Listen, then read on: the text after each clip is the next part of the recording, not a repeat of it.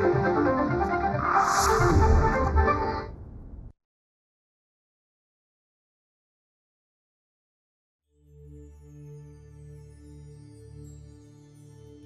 अडचणी आल्या तरी हार मानेल अशी स्त्रीच देवाने जन्माला घातलेली नाही, हे आपण आसपास वावरणाऱ्या अनेक स्त्रियांकडे पाहून ठामपणे सांगू शकतो. आयुष्यभर कुणाची आई, कुणाची मुलगी बनून, तर कुणाची बहीण, कुणाची सून, तर कुणाची बायको बनून स्त्री हर एक रूपात केवळ आपुलकीच्या माणसांसाठीच झटत असते. त्यात गावखेड्यातील महिलांचे प्रश्न तर अधिकच खडतर. मात्र आजची स्त्री सूल आणि मूल या संकल्पनेतून बाहेर पडून बिनधोकपणे यशाचे मार्ग निवडताना दिसत आहे. मार्ग कितीही खडतर असला तरी तो प्रवास करण्याची इच्छा स्त्री कायमच दर्शवते आणि मोठ्या हिमतीने आपले निर्धारित ध्येय गाठते. याच ध्यासातून आपल्या ध्येयाकडे वाटचाल केलेल्या अनेक कर्तृत्ववान यशस्वी महिलांचा वारसा आपल्या महाराष्ट्राला लाभलेला आहे. केवळ महाराष्ट्रालाच नव्हे तर संपूर्ण देशाला या महिलांचा सार्थ अभिमान आहे. असामान्य अफाट अशा स्त्री शक्तीच्या कार्याप्रती महाराष्ट्र शासनाकडून व्यक्त केलेली कृतज्ञता म्हणजेच महाराष्ट्र शासनाची महिला सन्मान योजना, ज्या अंतर्गत राज्य परिवहन महामंडळाच्या सर्व बस प्रवासात महिलांना तिकीट दरात सरसकट 50% सवलत. सरकार महिला सक्षमीकरणासाठी अखंड कार्यरत आहे याचे अनेक दाखले देता येतील. महाराष्ट्र शासनाची महिला सन्मान योजना ही त्याचपैकी एक. या योजनेचा लाभ अखंड महाराष्ट्रातल्या महिला आवर्जून घेत आहेत.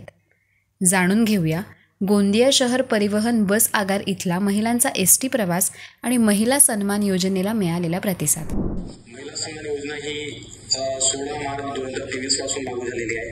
अगोदर जे आपल्या महिला आहेत ते रिक्षा किंवा एखाद्या खासगी वाहनाने प्रवास करायचे. जो त्यांना वेळ लागत होता, कारण खासगी वाहने आपल्या प्रवासी भरल्यानंतर जे वाहन सोडतात. मात्र एसटी नेहमी वेळेवर असते व प्रत्येक गावखेड्यामध्ये एसटी आपली उपलब्ध आहे. व ते महिला जे काही आहेत ते आता एसटीने प्रवास करू लागल्या, त्यामुळे त्यांचा वेळ वाचत आहे व त्यांना वेळेवर जिथं जायचं आहे तिथं आपली इच्छित स्थळी एसटी पोहोचत आहे. तसेच एसटी हे सुरक्षित आहे. अगोदरचे जे भाडे होते ते महिलांना परवडणारे नव्हते, पण सध्या 50% सवलत झाल्याने महिला ह्या एसटीने प्रवास करत आहेत. अगोदर एसटी हा ज्या प्रमाणामध्ये प्रवासी संख्या बघायला पाहिजे ते दिसत नव्हती, पण सध्या आता प्रत्येक एसटी बस ही भरून चाललेली आहे. तर त्याच्यावर फार उत्पादन झालेलं आहे एसटीच्या. ते दिसून येत आहे की महिला या एसटीने प्रवास करण्यामागचं मुख्य कारण असते की त्या गावाखेड्यातून ज्या महिला आहेत ते आता त्यांना सुलभ झालेलं आहे की म्हणजे सिटीमध्ये यायला 50% त्यांना सवलत आहे. अगोदर जे 100 रुपये लागत होते ते आता 50 रुपयामध्ये येत आहेत. पण महिला या घरातून बाहेर पडू लागल्यात व त्या शिक्षण तसेच व्यवसायामध्ये अग्रेसर होत आहेत. स्वप्न पाहिली की ती खरी करण्यासाठी प्रवास गरजेचा असतो. जिद्द तुमची, मदत आमची, असं म्हणत महाराष्ट्र राज्याच्या 2023-24च्या अर्थसंकल्पात राज्य परिवहन महामंडळाच्या सर्व बस प्रवासात महिलांना तिकीट दरात सरसकट 50% सवलत देण्यात येईल असं जाहीर करत 17 मार्च 2023 पासून ते महिलांच्या सेवेत रुजू देखील झाले. महिला सन्मान योजना, या योजनेमुळे एसटीचे उत्पन्न वाढले आहे. तिकीट दरात 50% सवलत योजनेमुळे महिला प्रवासी वाढले आहे.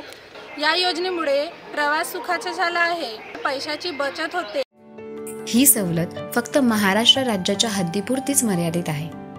वाढत्या महागाईत, वस्तूंच्या वाढत्या किमती, कुटुंबाच्या मूलभूत गरजा, रोजगारांसाठी घरापासून दूरचा प्रवास या गोष्टींशी झुंज देणाऱ्या मुख्यतः ग्रामीण भागातून येणाऱ्या महिलांना या योजनेमुळे मोठा दिलासा मिळेल हे निश्चित. प्रस्तुती जिल्हा माहिती कार्यालय, गोंदिया.